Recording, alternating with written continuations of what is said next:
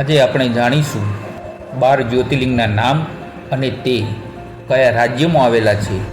સત્ય હી શિવ હૈ। ભક્તોના પોળિયા નાથ અને ભગવાન શિવ વિશે જાણવું હોય તો તમારે પહેલાં તેમના 12 જ્યોતિર્લિંગ વિશે જાણકારી મેળવવી પડે અને કહેવાય છે કે 12 જ્યોતિર્લિંગના દર્શન માત્રથી ભક્તોના દુઃખ અને કષ્ટ દૂર થાય છે। તો આવો જાણીએ દેવો કે દેવ મહાદેવના 12 જ્યોતિર્લિંગ વિશે। પ્રથમ જ્યોતિર્લિંગ સોમનાથમાં આવેલ છે। પ્રભાસ પાટણ, ગીર સોમનાથ જિલ્લો, ગુજરાત રાજ્ય।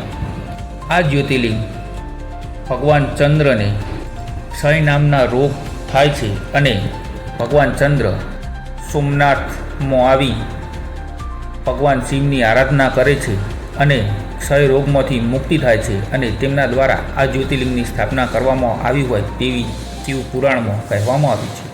બીજું જ્યોતિર્લિંગ મલ્લિકાર્જુન। આ જ્યોતિર્લિંગ શ્રી શૈલમ આંધ્રપ્રદેશમાં આવેલ છે અને અહીંયા શિવ અને પાર્વતી બંનેના એક રૂપમાં દર્શન થાય છે। ત્રીજું જ્યોતિર્લિંગ મહાકાલ। આ જ્યોતિર્લિંગ ઉજ્જૈન મધ્યપ્રદેશમાં આવેલ કાલો કે કાલ મહાકાલ। મૃત્યુ પર વિજય મેળવવા માટેનું આ પ્રતીક માનવામાં આવે છે। ચોથું જ્યોતિર્લિંગ ઓમકારેશ્વર।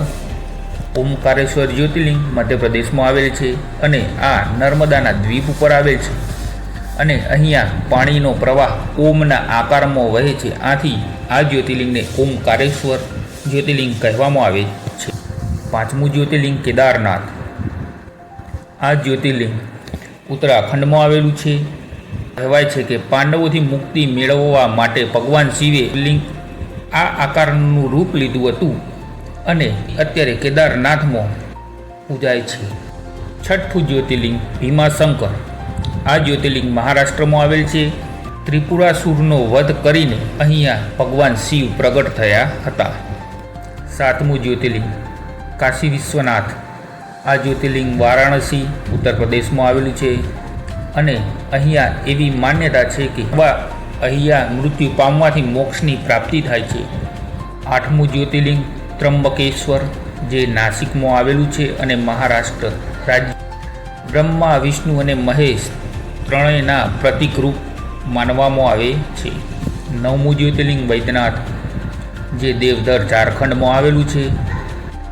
અહીંયા રાવણે ભગવાન શિવને પ્રસન્ન કરીને કર્યા હતા તેવી લોકવાયકા છે।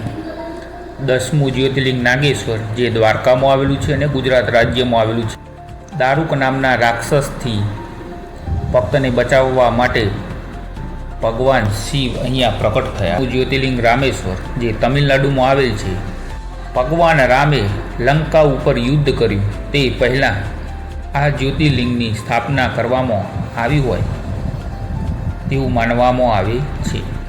12મું અને છેલ્લું જ્યોતિર્લિંગ કૃષ્ણેશ્વર મહાદેવ, બાજુમાં આવેલું છે મહારાષ્ટ્રમાં।